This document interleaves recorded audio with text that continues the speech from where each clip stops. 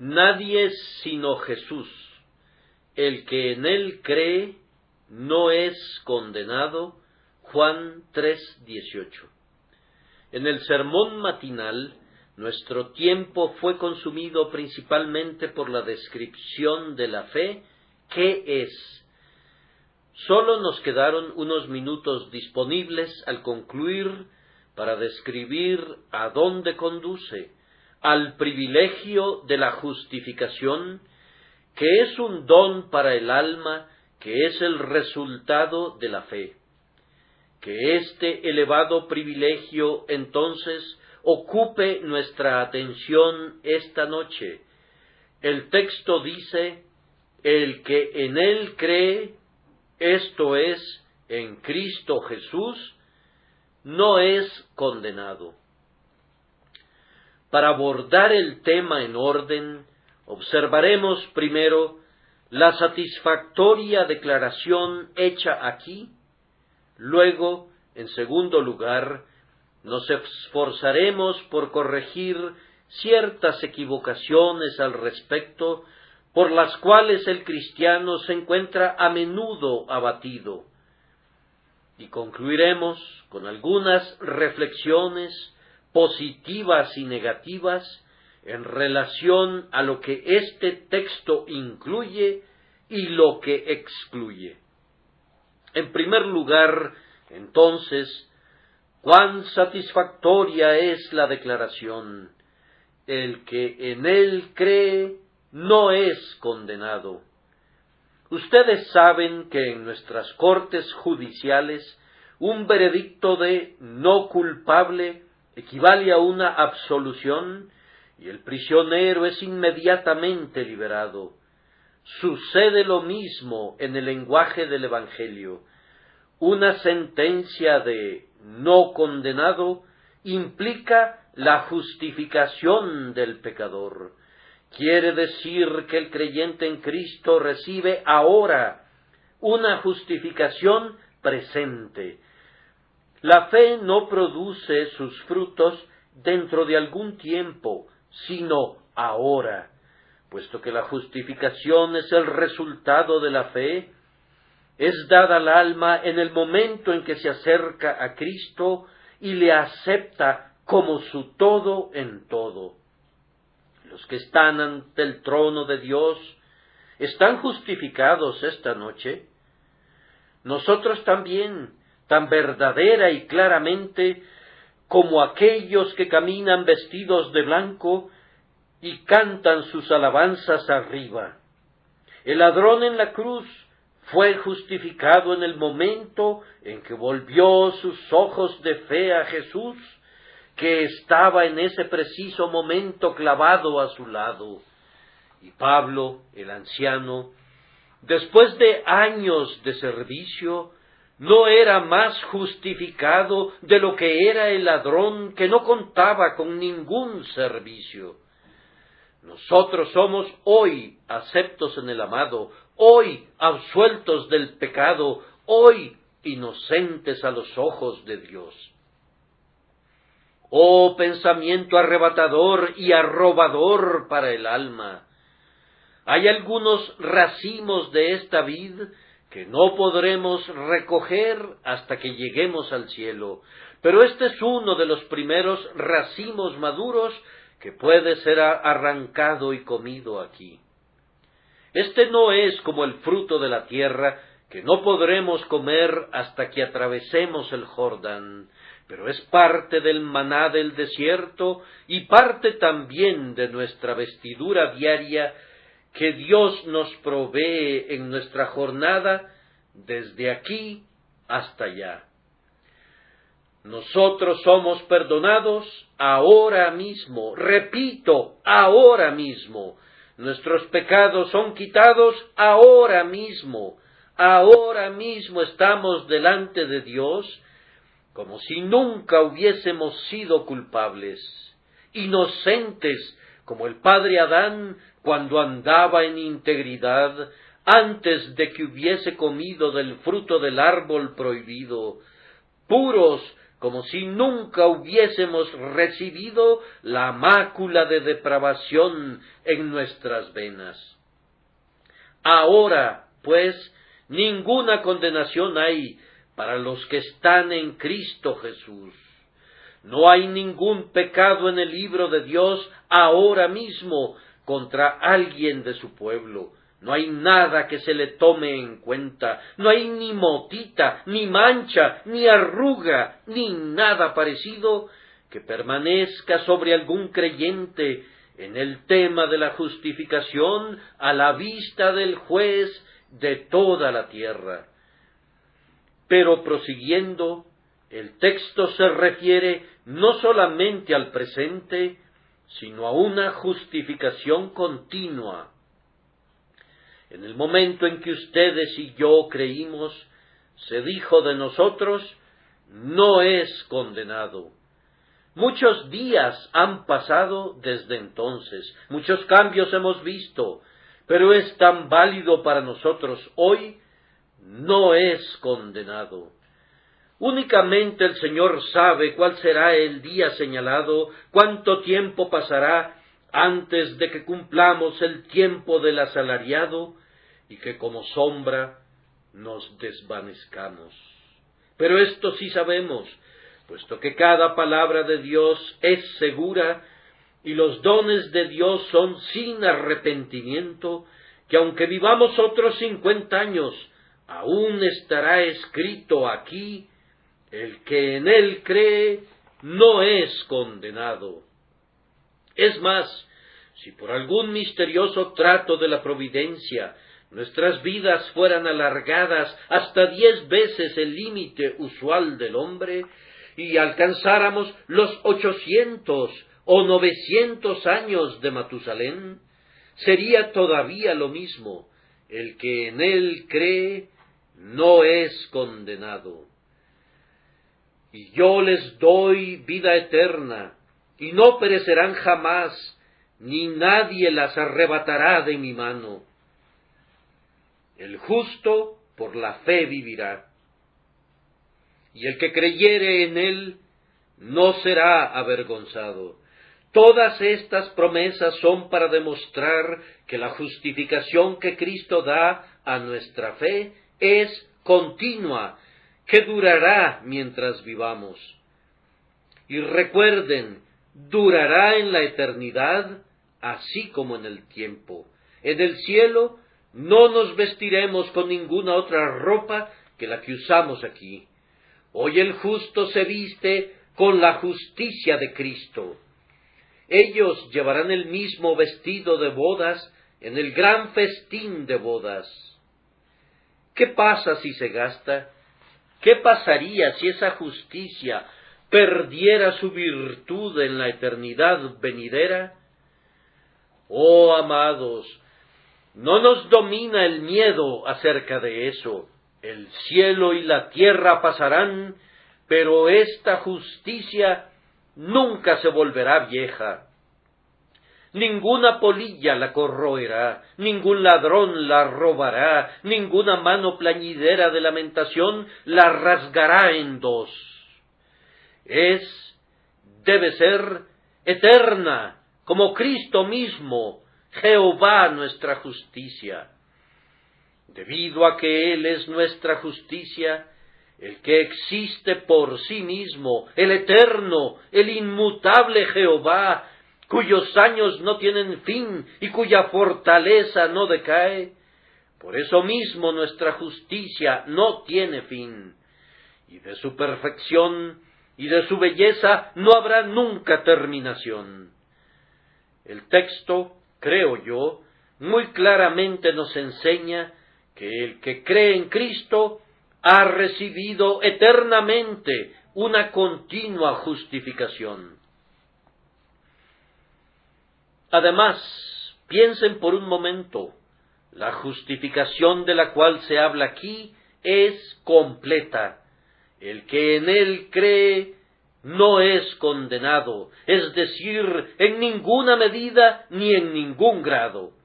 Yo sé que algunos piensan que es posible que nos encontremos en un estado equivalente a semicondenados o semi-aceptados. En la medida que somos pecadores, estamos condenados, y en la medida que somos justos, somos aceptados. Oh, amados, no hay nada como eso en la Escritura. Eso es totalmente diferente a la doctrina del Evangelio. Si es por obras, ya no es más por gracia. Y si es por gracia, ya no es más por obras. Las obras y la gracia no pueden mezclarse ni unir más de lo que pueden hacerlo en el fuego y el agua. Es la una o la otra. No pueden ser ambas. Las dos no pueden aliarse nunca. No puede haber mixtura de las dos, ni dilución de la una en la otra. El que cree está libre de toda iniquidad, de toda culpa, de toda acusación, y aunque el diablo presente un cargo, es falso, ya que somos libres de toda acusación, pues está establecido como un valiente reto: ¿quién acusará a los escogidos de Dios? No dice quién lo probará, sino quién acusará.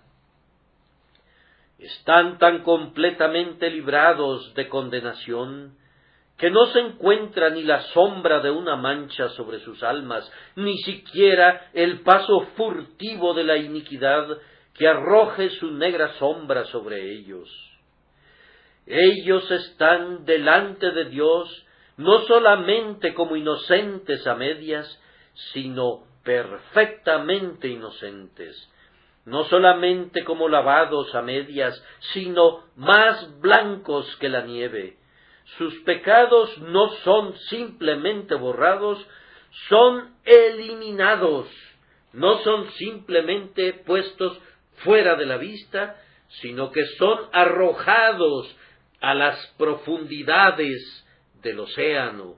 No solamente se han ido tan lejos como el este está del oeste, sino que se han ido eternamente, de una vez por todas.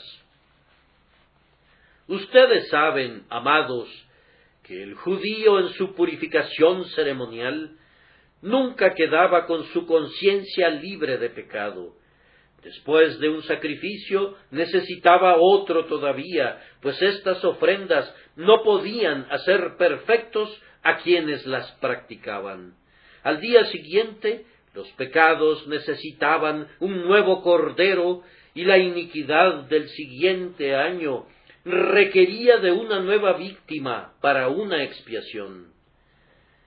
Pero Cristo, habiendo ofrecido una vez para siempre un solo sacrificio por los pecados, se ha sentado a la diestra de Dios. No más holocaustos son requeridos, no más lavamientos, no más sangre, no más expiación, no más sacrificio. Consumado es. Oigan el clamor del Salvador agonizante. Sus pecados han recibido su último golpe mortal.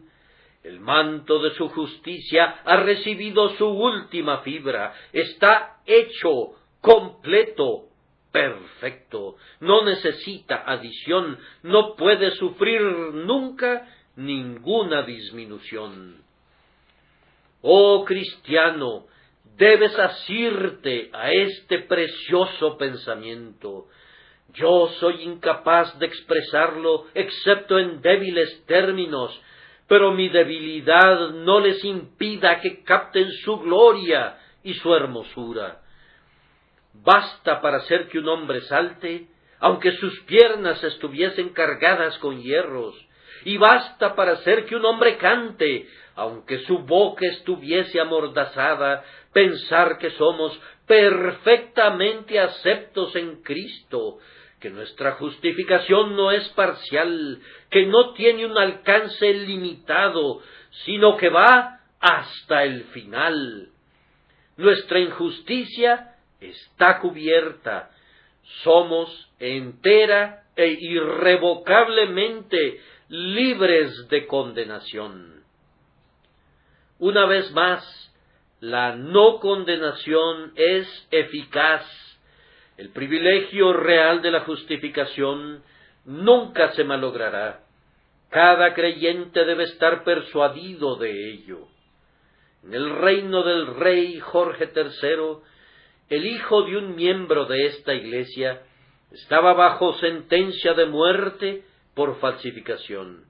Mi predecesor, el doctor Ripon, después de increíbles esfuerzos, obtuvo la promesa que su sentencia sería perdonada. Por una singular ocurrencia, el actual diácono más anciano, entonces solo un jovencito, descubrió por el alcalde de la prisión que la suspensión de la ejecución no había sido recibida y el infeliz prisionero habría sido ejecutado la mañana siguiente. Si el doctor Ripon no hubiese ido de urgencia a Windsor y no hubiese obtenido una entrevista con el rey en su recámara, y no hubiera recibido de la propia mano del monarca una copia de esa suspensión, que había sido puesta negligentemente a un lado por un irresponsable oficial. Le encargo, doctor, le dijo su majestad, que se apresure. Confíe, señor, en que eso haré, respondió su antiguo pastor, y regresó a Londres a tiempo, justo a tiempo y solo a tiempo, pues el prisionero ya era subido con muchos otros al cadalso. ¡Ay! El perdón había sido dado, y sin embargo el hombre podría haber sido ejecutado si la orden no hubiese sido eficazmente entregada. Pero bendito sea Dios, que nuestra no condenación es una cosa eficaz. No es un asunto de una carta, es un hecho dado. Ah, pobres almas, ustedes saben que la condenación es un hecho. Cuando ustedes y yo sufríamos en nuestras almas y éramos llevados bajo la pesada mano de la ley, sentíamos que sus maldiciones no eran truenos de burla como la ira del Vaticano, sino que eran reales. Sentimos que la ira de Dios era algo que hacía temblar, un hecho real, sustancial. Ahora, simplemente tan real como la condenación que trae la justicia, igualmente real es la justificación que confiere la misericordia. Ustedes no solo son sin culpa nominalmente, sino que lo son realmente si creen en Cristo. No solo son puestos nominalmente en el lugar del inocente, sino que son puestos realmente allí, en el momento en que creen en Jesús.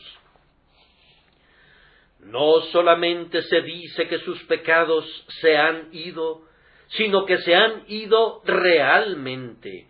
No solamente Dios los ve a ustedes como si fuesen aceptos, son aceptos. Es un hecho cierto para ustedes, tan cierto como que ustedes pecaron. Ustedes no dudan que hayan pecado, no pueden dudar eso. No duden entonces que cuando creen, sus pecados les son quitados.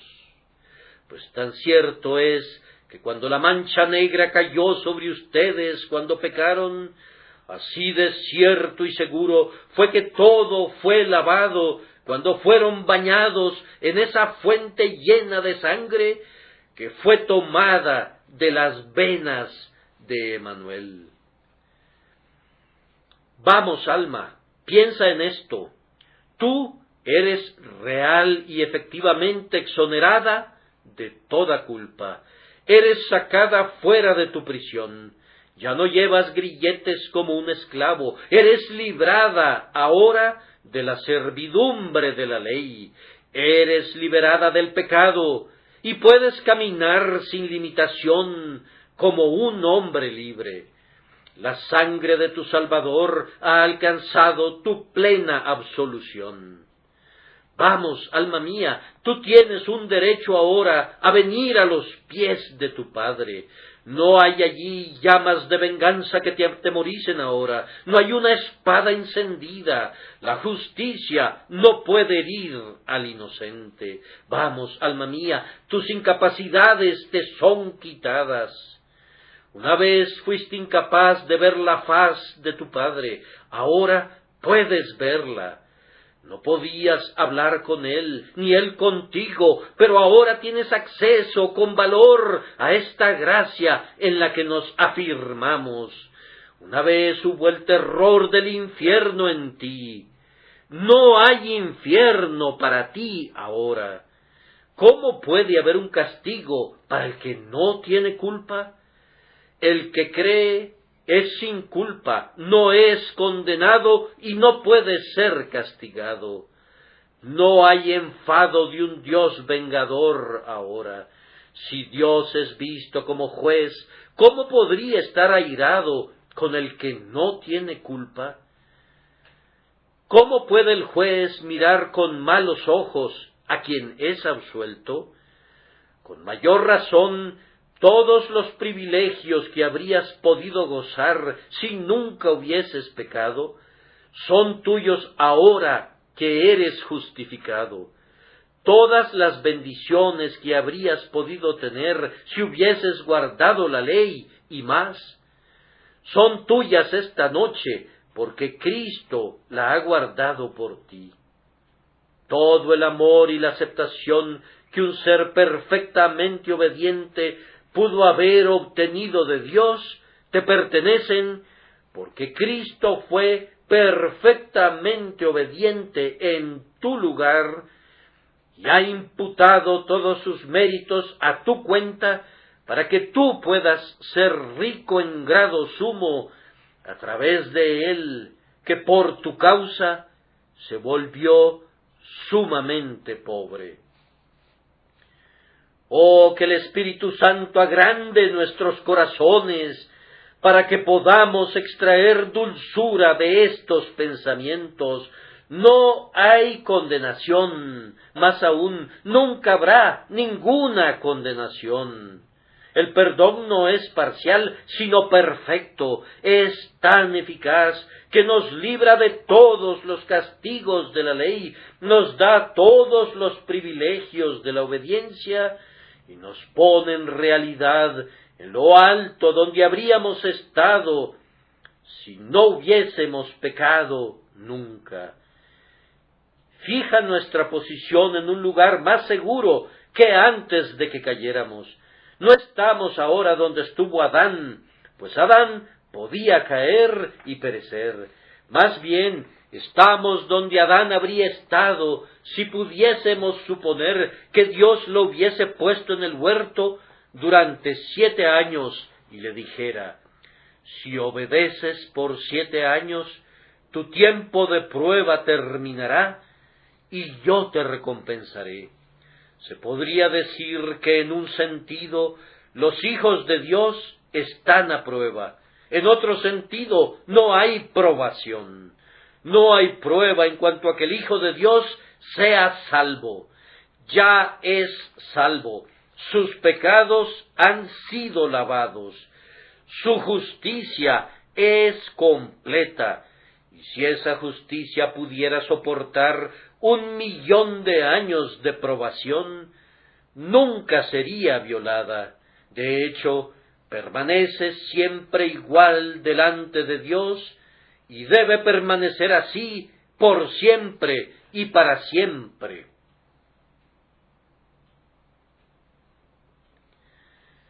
Ahora voy a esforzarme por corregir algunos conceptos erróneos en razón de los cuales los cristianos a menudo están descorazonados. ¡Qué simplones somos, independientemente de nuestra edad natural! ¡Cuán aniñados somos en las cosas espirituales! ¡Cuán grandes simplones somos cuando al principio creemos en Cristo! Pensamos que el ser perdonados involucra muchas cosas que después descubrimos que no tienen que ver absolutamente nada con nuestro perdón. Por ejemplo, pensamos que nunca volveremos a pecar. Suponemos que la batalla está terminada, que hemos entrado en un campo neutral sin más guerras que enfrentar, que de hecho hemos obtenido la victoria y sólo tenemos que ponernos de pie y ondear las palmas, que todo acabó, que Dios sólo tiene que llamarnos a Él y entraremos en el cielo sin tener que combatir a ningún enemigo sobre la tierra. Ahora, todas estas cosas son errores obvios. Aunque el texto tiene un gran significado, no quiere decir nada relacionado a lo anterior. Observen que, aunque ciertamente afirma el que en él cree no es condenado, sin embargo, no dice que el que cree no tendrá que ejercitar su fe. Su fe será ejercitada. Una fe no probada no será fe para nada. Dios nunca dio fe a los hombres sin pretender probarla. La fe es recibida para el preciso propósito de resistencia. De la misma manera que nuestros amigos del cuerpo de rifleros establecen un blanco con la intención de dispararle, así da Dios la fe con la intención de permitir pruebas y problemas, y el pecado y Satán apuntan todos sus dardos a ese lugar. Cuando tú tienes fe en Cristo, es un gran privilegio, pero recuerda que implica una gran prueba. Tú pediste tener una gran fe la otra noche. ¿Consideraste que pediste a la vez grandes problemas? No puedes tener gran fe para almacenarla y dejarla que se llene de herrumbre. El señor Gran Corazón, en El peregrino de John Bunyan, era un hombre muy fuerte, pero tenía que realizar un trabajo muy pesado. Tenía que ir con todas esas mujeres y niños muchas veces hasta la ciudad celestial y regresar otra vez. Tenía que luchar con todos los gigantes y ahuyentar a todos los leones, matar al gigante, mata lo bueno y derrumbar el castillo de la duda. Si ustedes tienen una gran medida de fe, tendrán necesidad de usarla toda. Nunca tendrán sobras sin utilizar. Serán como las vírgenes en la parábola de nuestro Señor. Aunque sean una virgen prudente, tendrán que decir a otros que quieran pedir prestado de ustedes, no, para que no nos falte a nosotras y vosotras. Pero cuando su fe es ejercitada con pruebas, no piensen que son traídos a juicio por sus pecados. Oh, no, creyente, hay que ejercitarse mucho. Pero eso no es condenación. Hay muchas pruebas, pero todavía ustedes están justificados. A menudo podremos ser abofeteados, pero no somos nunca maldecidos. A menudo podremos ser abatidos, pero la espada del Señor no nos herirá nunca en el corazón. Sí, es más, no solamente puede ser ejercitada nuestra fe, sino que nuestra fe puede alcanzar un punto muy bajo, y aún así no seremos condenados. Cuando tu fe se haga tan pequeña que no puedas verla, aún entonces no estás condenado. Si alguna vez has creído en Jesús, tu fe puede ser como el océano cuando se aparta muy lejos de la costa, dejando un vasto rastro de lodo, y algunos podrían decir que el mar se fue o que se secó. Pero ustedes no están condenados cuando su fe está muy seca. Ay, y me atrevo a decirlo, cuando su fe esté en pleamar, no son más aceptos que cuando su fe está en baja mar, pues su aceptación no depende de la cantidad de su fe, únicamente depende de su existencia. Si realmente están apoyados en Cristo, aunque su fe pueda ser como una chispa y 1000 diablos intenten apagar esa única chispa, ustedes no son condenados, ustedes permanecerán aceptos en Cristo. Aunque sus consuelos necesariamente decaerán conforme su fe decline, a pesar de ello, su aceptación no decaerá. Aunque la fe suba y baje como el termómetro, aunque la fe sea como el mercurio de la ampolleta y todos los climas la cambien, sin embargo, el amor de Dios no es afectado por el clima de la tierra o los cambios del tiempo. Hasta tanto que la perfecta justicia de Cristo pueda ser una cosa mutable, un balón de fútbol que sea pateado por todos lados por los pies de los diablos, su aceptación ante Dios no puede cambiar nunca.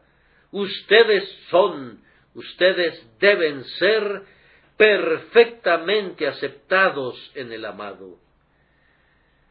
Hay otra cosa que a menudo prueba al Hijo de Dios. Él a veces pierde la luz del rostro de su Padre. Ahora, recuerden, el texto no dice, el que cree no perderá la luz del rostro de Dios. Podrá hacerlo, pero no será condenado por eso. Ustedes podrán caminar no solo por días, sino por meses en tal estado que tengan poca comunión con Cristo, muy poca comunión con Dios, de una naturaleza gozosa. Las promesas podrán aparecer quebrantadas para ustedes. La Biblia podrá suministrarles muy poco consuelo. Y cuando vuelvan sus ojos al cielo, tal vez les toque sentir más el dolor causado por la vara de su Padre. Podrán haber vejado y entristecido su espíritu, y él puede haber vuelto su rostro de ustedes, pero no son condenados a pesar de todo eso. Observen el testimonio. El que en él cree no es condenado.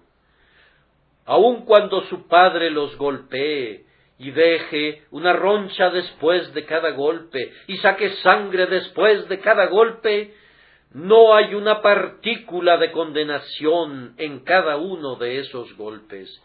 Él no les golpea en su ira, sino en su amor del pacto. Hay un afecto sin mezcla y sin aleación en cada golpe de amor del castigo procedente de la mano de su Padre, de la misma manera que lo hay en los besos de los labios de Jesucristo. Oh, crean esto, tenderá a levantar su corazón, les dará aliento cuando ni el sol ni la luna aparezcan, honrará a su Dios y les mostrará en dónde está realmente su aceptación. Cuando su rostro esté vuelto hacia otro lado, crean todavía en Él y digan, Él permanece fiel, aunque esconda su rostro de mí. Voy a ir todavía más adelante. El Hijo de Dios puede ser tan asediado por Satanás que puede estar muy cerca de entregarse a la desesperación y, sin embargo, no es condenado. Los diablos pueden batir el gran tambor del infierno a su oído hasta que llegue a pensar que está al propio borde de la perdición. Puede leer la Biblia y pensar que cada amenaza es contra él y que cada promesa cierra su boca y no lo motivará, y al final puede desalentarse y desalentarse y desalentarse hasta que él esté listo a quebrar el arpa que ha estado colgada del sauce por tanto tiempo. Podrá decir, El Señor me ha abandonado verdaderamente. Mi Dios ya no estará lleno de gracia para mí. Pero no es verdad. Sí, Él podrá estar listo para jurar 1000 veces que la misericordia ha partido completamente y para siempre, y que su fidelidad fallará para siempre. Pero no es cierto, no es cierto. 1000 mentirosos jurando una falsedad no pueden convertirla en verdad, y nuestras dudas y temores son todos ellos mentirosos. Y si hubiese 10,000 de ellos, y todos ellos profesaran lo mismo, es una falsedad que Dios haya abandonado a su pueblo jamás, o que alguna vez haya echado de él a un hombre inocente. Y tú eres inocente, recuerda, cuando crees en Jesús. Pero, dices tú, yo estoy lleno de pecado. Ay, digo yo, pero ese pecado ha sido puesto en Cristo. Oh, dices tú, pero yo peco diariamente. Ay, digo yo, pero ese pecado fue puesto sobre él antes de que lo cometieras, hace muchos años. No es tuyo, Cristo lo ha quitado de una vez por todas. Tú eres un hombre justo por fe, y Dios no abandonará al justo, ni echará fuera al inocente. Digo entonces que la fe del Hijo de Dios puede convertirse en una marea muy baja, puede perder la luz del rostro de su Padre, y puede llegar a desesperarse completamente, pero todo esto no invalida mi texto. El que en él cree no es condenado. Pero ¿qué pasa si el Hijo de Dios peca?, dirás tú. Es un tema profundo y delicado. Sin embargo, debemos tratarlo y hacerlo con valor. Yo no atenuaría la verdad de Dios para que nadie haga un mal uso de ella. Yo sé que hay algunos, no del pueblo de Dios, que dirán: pequemos para que la gracia abunde. Su condenación es justa. No puedo evitar la perversión de la verdad. Siempre habrá hombres que tomarán el mejor alimento como si fuese veneno, y convertirán la mejor verdad en una mentira, y así estarán condenando sus propias almas. Tú preguntas: ¿qué pasa si un hijo de Dios cae en pecado? Yo respondo que el Hijo de Dios efectivamente cae en pecado. Cada día él se lamenta y gime, porque cuando quiere hacer el bien, el mal está presente en él. Pero aunque caiga en pecados, no es condenado por eso, no por un solo pecado, ni por todos los pecados puestos juntos, porque su aceptación no depende de él mismo, sino que depende de la perfecta justicia de Cristo, y esa perfecta justicia no es invalidada por ninguno de sus pecados. Él es perfecto en Cristo, y hasta que Cristo fuera imperfecto, las imperfecciones de la criatura no vician la justificación del creyente a los ojos de Dios. Pero, si él cayera en un pecado notorio, oh Dios, líbranos de eso. Si él cayera en un pecado notorio, irá con sus huesos rotos, pero alcanzará el cielo a pesar de eso. Aunque para probarlo y hacerle ver su vileza, se le permitirá que se descarríe mucho, pero quien le compró no lo perderá. Quien le eligió no le echará fuera. Le dirá: yo soy el que borro tus rebeliones por amor de mí mismo, y no me acordaré de tus pecados. David podrá ir demasiado lejos, pero David no estuvo perdido. Regresa y clama: ten piedad de mí, oh Dios. Y lo mismo sucederá con cada alma creyente. Cristo la traerá de regreso. Aunque resbale, será guardado, y toda la simiente elegida se reunirá alrededor del trono. Si no fuera por esta última verdad, aunque pocos se adhieren a ella, ¿qué sucedería con algunos del pueblo de Dios? Se entregarían a la desesperación. Si le he estado hablando a un rebelde, le ruego que no haga un mal uso de lo que he dicho. Permítanme decirle: pobre rebelde, las entrañas de tu padre te anhelan, no ha borrado tu nombre del registro. Regresa ahora a él y dile: recíbeme por tu gracia y ámame gratuitamente. Y él responderá: te pondré entre los hijos. Él pasará por alto tu rebeldía y sanará tus iniquidades, y estarás otra vez con su favor, y te reconocerás todavía aceptado en la justicia del Redentor y salvado por su sangre. Este texto no implica que el Hijo de Dios no sea aprobado, o que inclusive no caerá algunas veces bajo la prueba, pero quiere decir esto: de una vez por todas, el que cree en Cristo no es condenado. En ningún momento, por ningún medio, está bajo sentencia de condenación, sino que es justificado para siempre delante de Dios. Ahora, queridos hermanos, no nos queda mucho tiempo para la conclusión. Por tanto, apresuradamente, permítanme observar lo que este texto evidentemente incluye, y que Dios nos conceda que estas pocas palabras hagan bien a nuestras almas. El que en él cree no es condenado. Si no somos condenados, entonces en ningún momento mira Dios a sus hijos, cuando creen en Cristo, como culpables. ¿Se sorprenden que lo exprese así?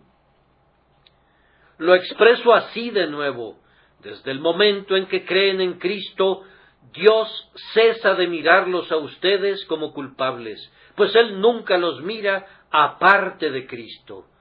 Ustedes a menudo se miran como culpables y caen de rodillas cuando lo hacen, y lloran y se lamentan. Pero aun entonces, mientras están llorando sobre el pecado que está por naturaleza y el pecado realmente cometido, Él todavía está diciendo desde el cielo: en lo que concierne a tu justificación, eres hermoso y amable. Tú eres negro como las tiendas de Cedar, así eres tú por naturaleza. Eres codiciable como las cortinas de Salomón, así eres tú en Cristo. Tú eres negro, así eres tú en Adán, pero codiciable, así eres tú en el segundo Adán. Oh, piensa en eso, que siempre eres codiciable a los ojos de Dios, siempre hermoso a los ojos de Dios, siempre delante de Dios, como si fueses perfecto. Pues tú eres completo en Cristo Jesús y perfecto en Cristo Jesús, como lo expresa el apóstol en otro lugar. Siempre estás completamente lavado y totalmente vestido en Cristo. Recuerda esto, pues ciertamente está incluido en mi texto. Otro gran pensamiento incluido en mi texto es este: como creyentes, nunca son susceptibles de castigo por sus pecados. Serán disciplinados por ellos, como un padre disciplina a su hijo. Esa es una parte de la dispensación del Evangelio, pero no serán castigados por sus pecados de la manera que el legislador castiga al criminal. Su padre a menudo podrá castigarlos como castiga al malvado, pero nunca por la misma razón. Los impíos están basados en sus propios desmerecimientos. Sus sufrimientos son otorgados como sus justos merecimientos. Pero las aflicciones de ustedes no les vienen como un asunto de merecimiento, les vienen como un asunto de amor. Dios sabe que en un sentido sus aflicciones son un privilegio muy grande y que ustedes pueden considerarlas como una inmerecida bendición. A menudo he pensado en ello cuando he tenido un penoso problema. Yo sé que algunas personas dicen, tú mereciste el problema. Sí, mis queridos hermanos, pero no hay suficiente mérito en todos los cristianos puestos juntos para merecer eso tan bueno que es el amoroso reproche de nuestro Padre Celestial. Tal vez ustedes no puedan ver eso, no pueden concebir que les pueda venir un problema como una bendición real en el pacto. Pero yo sé que la vara del pacto es tanto el don de la gracia como la sangre del pacto. No es un asunto de merecimiento o de mérito, nos es dado porque lo necesitamos. Pero me pregunto si hemos sido lo suficientemente buenos jamás para merecerlo. Nunca fuimos capaces de alcanzar una norma tan alta como para merecer una providencia tan rica y llena de gracia como esta bendición del pacto, la vara de la disciplina de Dios. Nunca, en ningún momento de sus vidas, les ha caído encima un golpe de la ley. Desde que creyeron en Cristo, están fuera de la jurisdicción de la ley. La ley de Inglaterra no puede competir a un francés mientras viva bajo la protección de su propio emperador. Ustedes no están bajo la ley, sino que están bajo la gracia. La ley del Sinaí no puede tocarlos, pues están fuera de su jurisdicción. Ustedes no están en el Sinaí ni en Arabia. No son el hijo de Agar ni el hijo de una sierva. Ustedes son el hijo de Sara y han venido a Jerusalén y son libres. Ustedes están fuera de Arabia y han llegado a la propia tierra feliz de Dios. Ustedes no están bajo Agar, sino bajo Sara, bajo el pacto de gracia de Dios. Son un hijo de la promesa y poseerán la propia herencia de Dios. Crean esto, que nunca les caerá encima un golpe de la ley. La ira de Dios, en un sentido judicial, nunca caerá sobre ustedes. Podrá darles un golpe de disciplina, no como resultado del pecado, sino más bien como resultado de su propia rica gracia, que quiere sacar fuera el pecado de ustedes para que sean perfeccionados en santificación, inclusive como son ahora perfectos y completos delante de Él en la sangre y la justicia de Jesucristo. Tenía la intención de referirme a una lista de cosas que están incluidas en este texto, pero no me queda tiempo.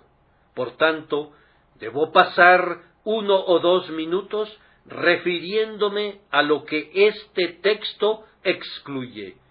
¿Qué es lo que excluye? Bien, estoy seguro que excluye la jactancia. El que en él cree no es condenado.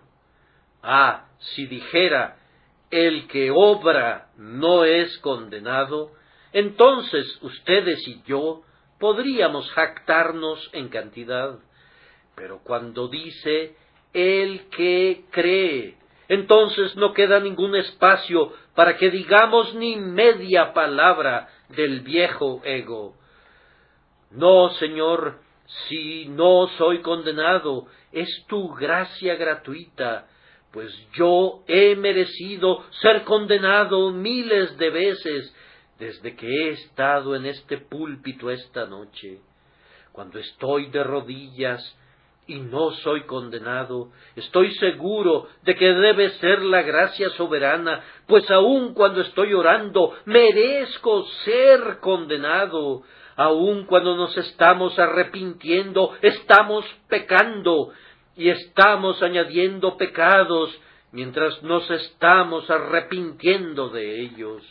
Cualquier acto que hagamos como resultado de la carne es para pecar otra vez, y nuestros mejores desempeños están tan manchados por el pecado que es difícil saber si son buenas obras o malas obras.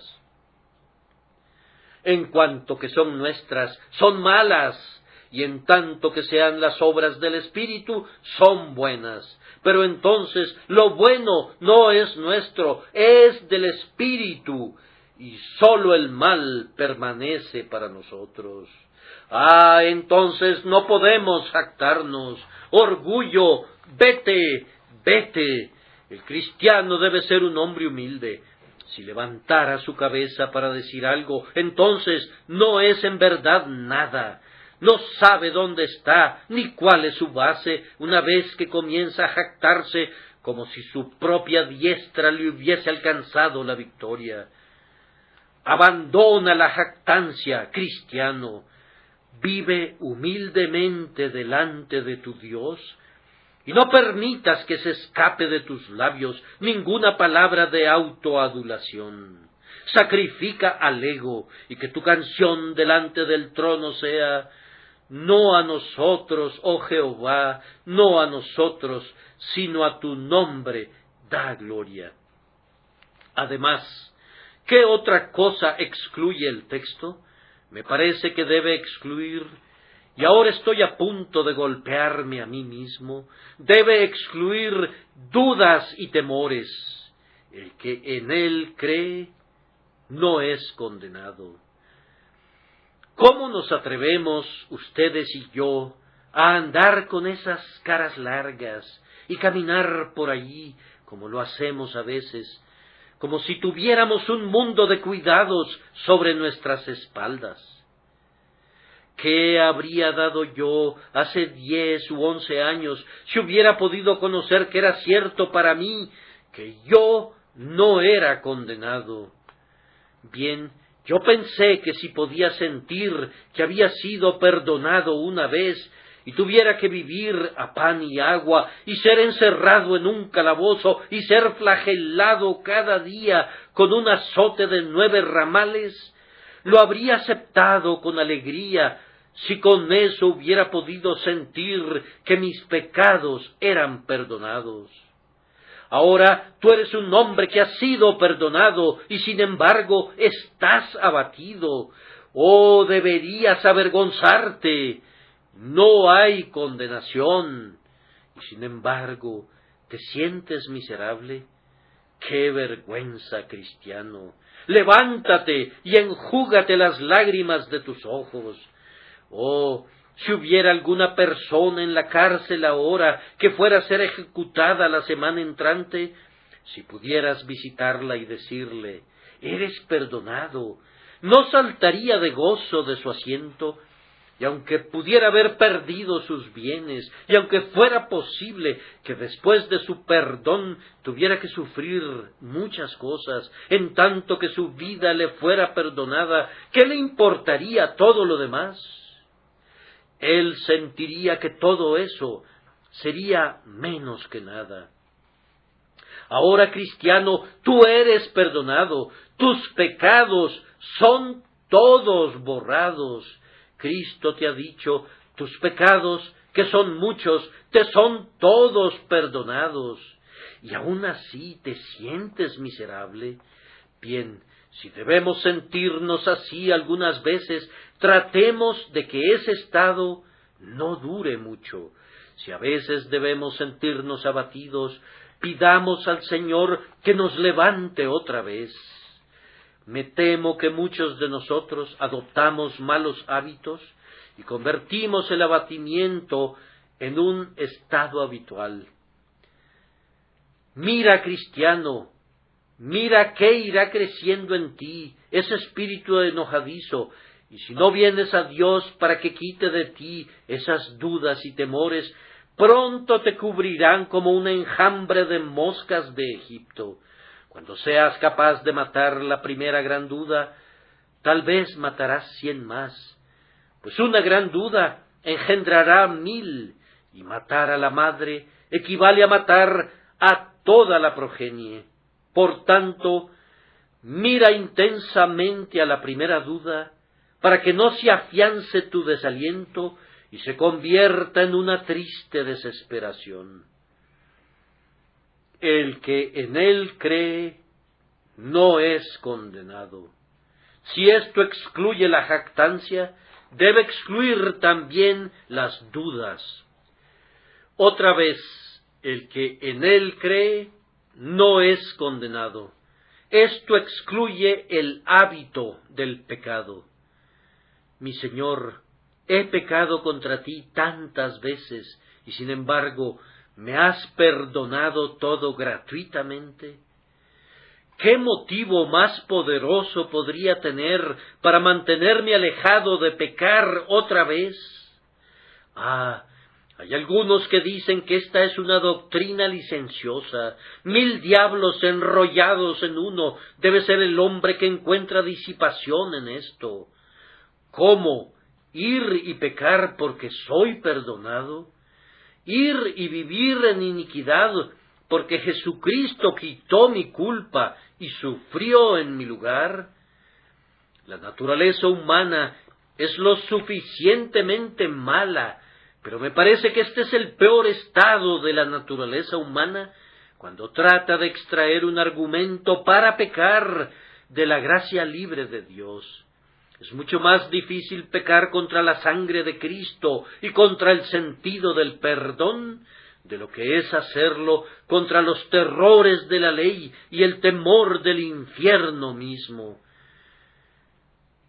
Yo sé que cuando mi alma está alarmada por un temor de la ira de Dios, puedo pecar tranquilamente en comparación de lo que podría serlo cuando tengo un sentido de su amor derramado abundantemente en mi corazón. ¿Qué podría ser más monstruoso? ¿Leer que tu título de propiedad está libre y pecar?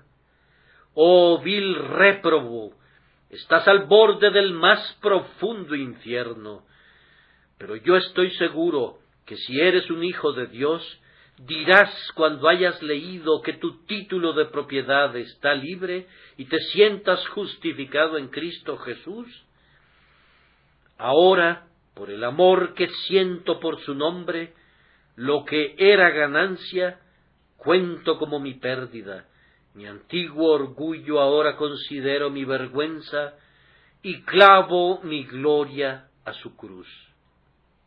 Sí, y debo estimar y estimaré todas las cosas como pérdida por causa de Jesús. Oh, que mi alma sea encontrada en él, perfecto en su justicia.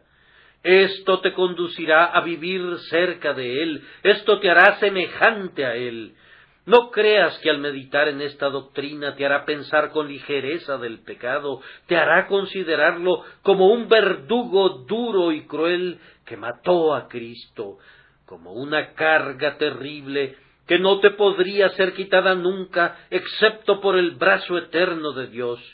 Y luego llegarás a odiarlo con toda tu alma, porque es rebelión contra un Dios amante y lleno de gracia. Entonces, por este medio, mucho mejor que por cualquier duda arminiana o por argucias legales, serás conducido a seguir las huellas de tu Señor Jesús y seguir al Cordero donde quiera que vaya.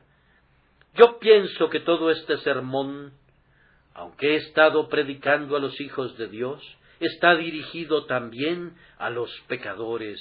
Pecador, yo quisiera que dijeras eso. Si sabes esto, que el que cree no es condenado, entonces, pecador, si tú crees, no serás condenado, y que todo lo que he dicho esta noche te ayude a esta fe en tu alma. Oh, pero tú preguntas, ¿puedo confiar en Cristo? Como dije esta mañana, no es asunto de que puedas o no, se te ordena que lo hagas. La Escritura manda que el Evangelio sea predicado a toda criatura, y el Evangelio es: cree en el Señor Jesucristo y serás salvo. Yo sé que eres muy orgulloso para hacerlo, a menos que Dios, por su gracia, te humille. Pero si esta noche sientes que no eres nada y no tienes nada propio, pienso que estarás muy contento de tomar a Cristo para que sea tu todo en todo. Si puedes decir con Jaime el buhonero: soy un pobre pecador y no soy nada, puedes proseguir y decir con él este día: pero Jesucristo es mi todo en todo. Dios te conceda que así sea, por su nombre. Amén.